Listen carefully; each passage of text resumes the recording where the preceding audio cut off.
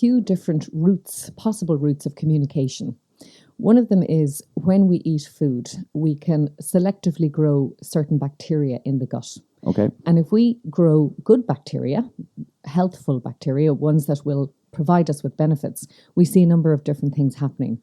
One is that they can produce chemicals which travel possibly through signaling through the vagus nerve to the brain. So that's a big long nerve that connects the gut and the brain. That's one possible way of communicating. Another one is that we see some of these bacteria producing things like short chain fatty acids. And these short chain fatty acids have really positive effects. And they can be epigenetic modulators in the brain, so they can influence our mood positively. Okay.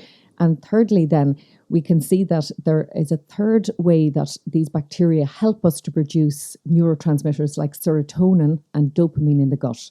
So that if we're selectively growing the right bacteria, they produce these neurotransmitters, which actually affect how we feel. So we know that serotonin is produced from an amino acid called tryptophan. And these bacteria have the possibility and the potential to produce a lot of tryptophan in the gut. And if that's the case, then we see benefits to that, and it's often called, serotonin is often called the happy hormone.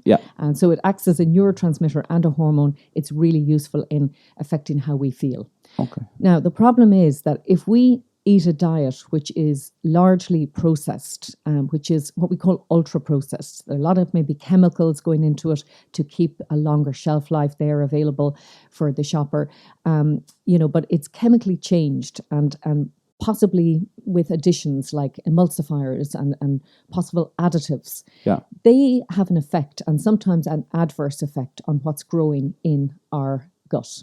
So it affects maybe the diversity of what's growing there, the number of different bacteria that possibly could be potentially beneficial, but they also affect, the balance, And if we have a dysbiosis or an imbalance of good and bad bacteria, we see a lot of inflammation in the body as a result of that.